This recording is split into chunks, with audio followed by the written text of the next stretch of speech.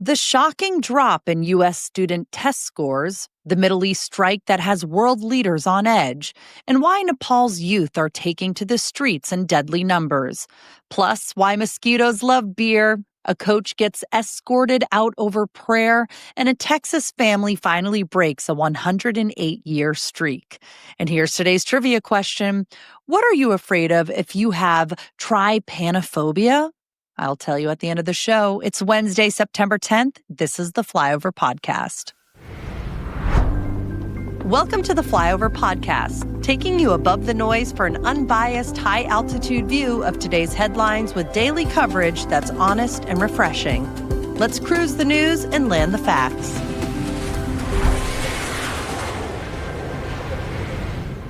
Good morning, everyone, and welcome back to the Flyover Podcast. I'm your weekday host, Dayla Brown. How has the first part of your week been? It's been so great for me, but it's getting a little cold outside in the mornings here in Massachusetts, so naturally, I'm already thinking of migrating down south for the winter.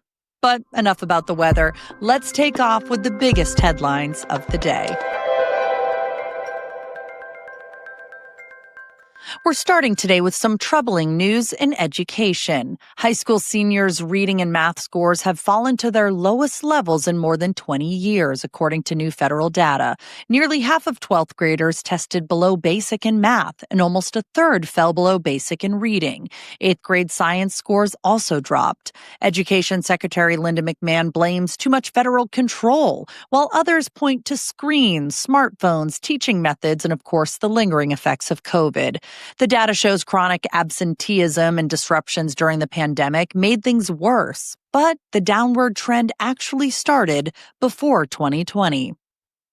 Overseas, Israel launched an airstrike in Doha, Qatar, targeting Hamas leaders as they met to discuss a U.S.-backed ceasefire plan for Gaza.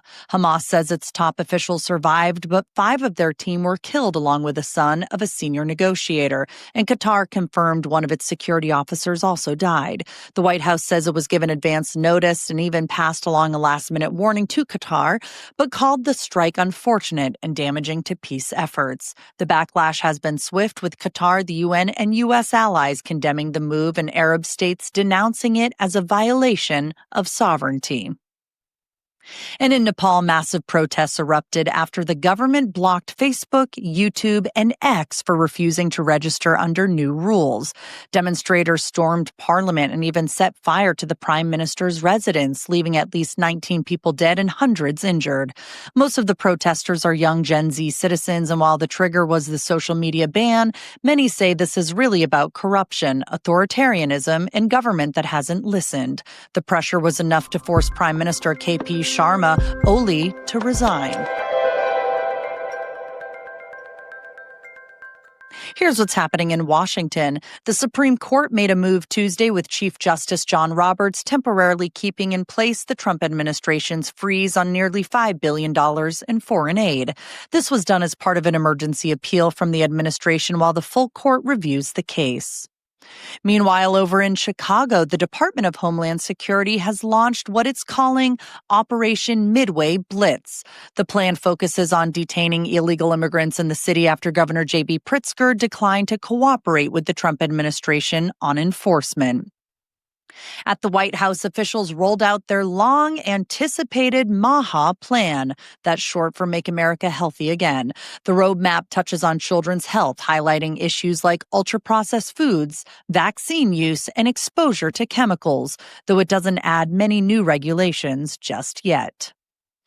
The Justice Department has now filed federal charges against the man accused of fatally stabbing 23-year-old Ukrainian woman Irina Zarutska on a Charlotte commuter train. Prosecutors say the suspect, DeCarlos Brown Jr., is a career criminal with a large record of arrests and releases. The case has become a centerpiece in the Trump administration's broader campaign against urban crime, especially after video of the attack sparked national outrage. Federal officials say bringing the charges ensures the stiffest possible penalties if he's convicted. I want to take a second to talk about something that I've been giving my dog. Teddy's Turmeric Tamer. My little Pekingese is about to be 8 years old, and like many dogs, this breed is prone to arthritis. It's been more than a week since I started adding it to his routine, and he gobbles it right up. I just put it right on top of his food. It's so great. Teddy's Turmeric Tamer was created out of love after their dog, Teddy, was diagnosed with cancer and given only weeks to live. This all-natural blend of turmeric, ginger, mushrooms, and omega-3s helped him enjoy 3 more incredible years. Now it's helping dogs everywhere move easier, feel better, and stay active longer.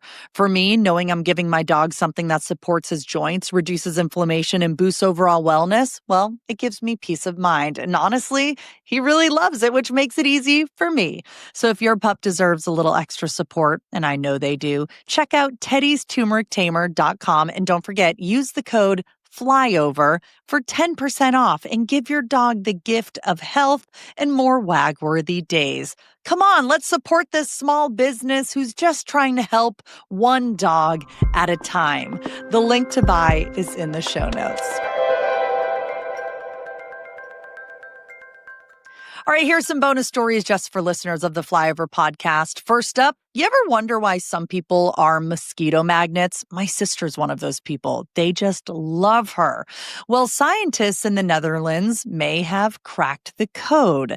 They tested 500 volunteers at a music festival and found people who had been drinking beer were about 35% more likely to attract mosquitoes.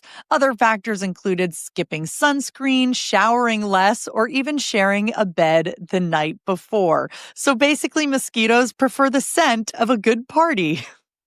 Sorry to my sister for alleging that she does not shower or put on sunscreen. Over to Tennessee, an assistant high school football coach was escorted out of the stadium after a post-game prayer with players. Coach Trey Campbell said he was just reading his Bible and sharing when he was approached, but the district says staff can't promote religion in an official role. Parents and students are pushing back, though, with many bringing Bibles to school in solidarity. The school is now investigating. Also in Texas, a family has broken a 108-year streak of only boys. Can you believe it? Firefighter Michael Sherman Jr. and his wife, Joaquia, are expecting a baby girl, the first daughter born into the Sherman family since 1917. The relatives, if you can imagine, went wild at the gender reveal, and the couple says they may even look into whether this unusual streak qualifies for a Guinness World Record. I bet it does. Coming up, basketball as a bridge to China? LeBron thinks so. And one U.S. radio station is testing boundaries with its new Trump-themed branding. Plus, so much more. In finance, we'll start with a data update that might surprise you. The U.S. economy employed 911,000 fewer people over the past year than originally reported. That revision slashes the average number of jobs added monthly from 147,000 to just 71,000 from April 2024 to March 2025, suggesting the labor market weakened well before new tariffs even came into play.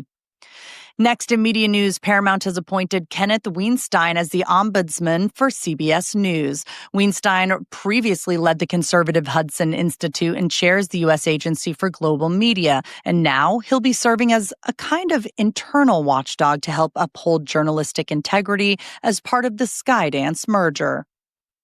And a heads up for Ford owners, the company is recalling nearly 1.5 million vehicles because a defect in the rear view camera system may cause distorted or blank images while reversing.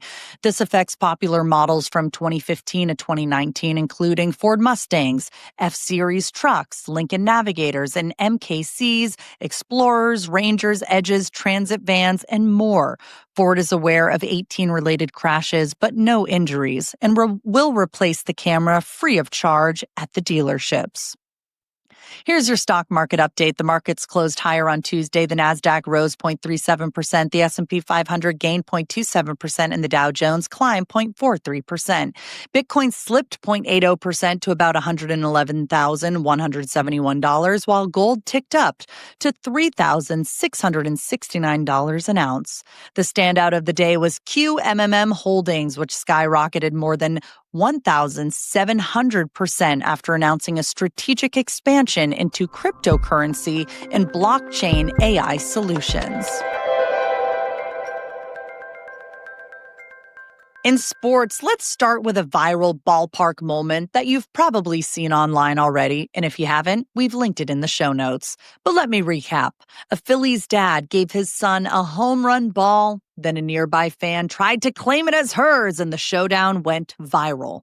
But it became a teaching moment. The father said he had a choice, either escalate the situation or use it as a teaching moment for his kid.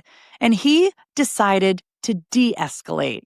Let that be a lesson for all parents. Over to basketball, LeBron James is making headlines off the court. He just wrote an op-ed in the People's Daily, which is China's state-owned newspaper, saying basketball can serve as a bridge between the U.S. and China. His piece comes at a time when U.S.-China relations remain tense, so it's getting a lot of attention. What do you think about this? Do you think basketball could bring China and America together? Leave a comment in the comments section.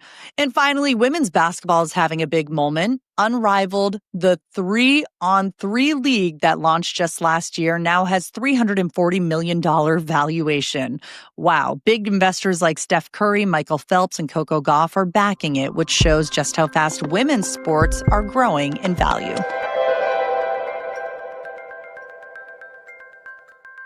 Kicking things off in science and tech, OpenAI is stepping into Hollywood. The company is backing a feature-length animated film called Critters, which is being made largely with AI tools. The project is led by OpenAI's Chad Nelson, and the goal is to finish the whole movie in just 9 months. That's way faster and cheaper than a traditional animated film, which normally takes years. Next up, Apple has officially unveiled the iPhone Air, its thinnest phone yet at just 5.6 millimeters thick. That's slimmer than most wallets, and Apple is banking on the sleek new design to get people excited about upgrading. And finally, some big space news. Experts warned the Senate Commerce Committee that the U.S. could actually lose the lunar race to China. They say if China wins, it could reshape global alliances and set the rules for how space is governed, which is why lawmakers are being urged to act quickly. Here are some additional headlines that you should know about today. And let's start with something sweet. The Girl Scouts are adding a brand new cookie to their lineup for the 2026 season. It's called Exploramores, and it's a sandwich cookie inspired by Rocky Road ice cream, filled with chocolate, marshmallow, and toasted almond cream. Yum. On my honor, I used to be a Girl Scout. And then from cookies to controversy, Banksy's latest mural on London's Royal Courts of Justice is now under police investigation for criminal damage. If the case goes to court, it could force a revelation of the elusive street artist's identity. Down in Florida, one country radio station is stirring things up. It rebranded itself as Trump Country 93.7, using the president's image and campaign-style branding without permission. That's already raising legal questions about how far a station can go with political branding. And finally, over in Slovakia, a massive 500-pound World War II bomb was discovered during downtown construction in Bratislava. I think I pronounced that correctly. The find forced evacuations and traffic shutdowns while bomb squads carefully worked to defuse it. Here are the results from yesterday's poll question. Have you ever been hunting? I knew it. 62% of you said yes, and 38% said no. I knew you guys were a hunting type of audience. And now we turn the microphone over to you again. Here's the poll question for today. Have you ever caught a baseball at a professional game? Either yes, clean catch, or yes, after a bounce or scramble, almost, nope, or other. Well, maybe you caught a beer or a hot dog. That could be an other. Yes. I personally have not caught a baseball. And honestly, those fastballs coming toward me kind of scare me. I would rather someone throw me a free t-shirt. I would throw some elbows to get it. But of course, I would give it to a child if it came down to it. But what about you? I'll read the answers in tomorrow's show. You can vote in the show notes below. Are you ready for the trivia question? What are you afraid of if you have trypanophobia? The answer, trypanophobia is an overwhelming, extreme fear of needles, specifically in a medical setting. People with this phobia may avoid getting shots, having blood drawn, or receiving IV fluids. It's a relatively common phobia, but it can have serious consequences if it causes people to avoid or delay medical care. That's it. Now you know.